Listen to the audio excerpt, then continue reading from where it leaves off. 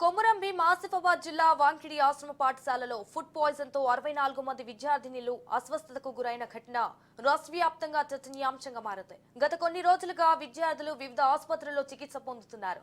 ఈ ఘటనపై ఆసిఫాబాద్ జిల్లా అదనపు కలెక్టర్ దీపక్ తివారీ విచారణ చేపట్టారు.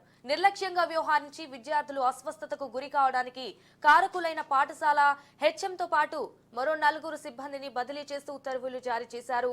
విద్యార్థుల విషయంలో సిబ్బంది జాగ్రత్తగా వ్యవహరించాలని, లేనిచో సిబ్బందిపై చర్యలు తీసుకుంటామని హెచ్చరించారు.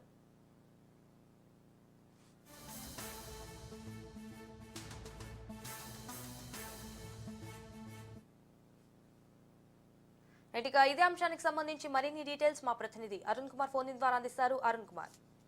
అయితే సంజన, కొమురం భీం ఆసిఫాబాద్ జిల్లాలో 64 మంది ఏదైతే వాంకిడి ఆశ్రమ పాఠశాల 64 మంది విద్యార్థులు ఫుడ్ పాయిజన్ తో రక్తస్రావ గురైనలో దానిపై కూడా అధికారులు సీరియస్ గా తీసుకున్నారు. ఇప్పటికే కూడా వివిధ హాస్పిటల్లో కూడా విద్యార్థులు అయితే చికిత్స పొందుతా ఉన్నారు. దీనికి సంబంధించి కూడా ఈ రోజు అదనపు కలెక్టర్ దీపక్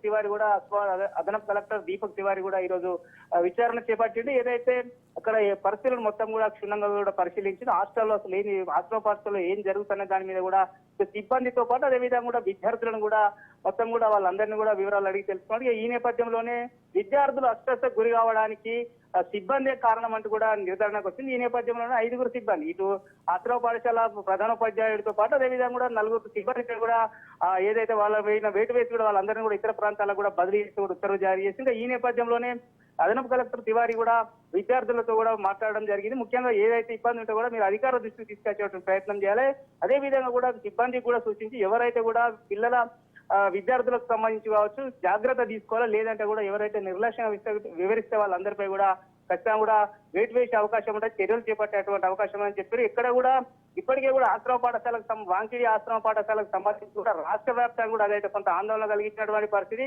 ఏదైతే ఇప్పటికే కూడా 5 సిబ్బందిని బదిలీ చేసినటువంటి అదనపు కలెక్టర్ దీపక్ తివారీ మరికొంతమంది కూడా విచారణ కొనసాగిస్తున్నట్టు తెలుస్తుంది. ఏదేమైనప్పటికీ కూడా ఈ ఘటన కొంచెం సీరియస్ గా తీసుకున్నా కూడా లేట్ గా కూడా అధికారులపై వేటు వేయడం అనేది కొంచెం చర్చనీయాంశంగా మారిందని చెప్పొచ్చు. సంజన.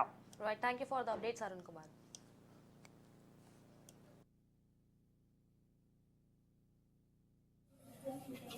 రేపంట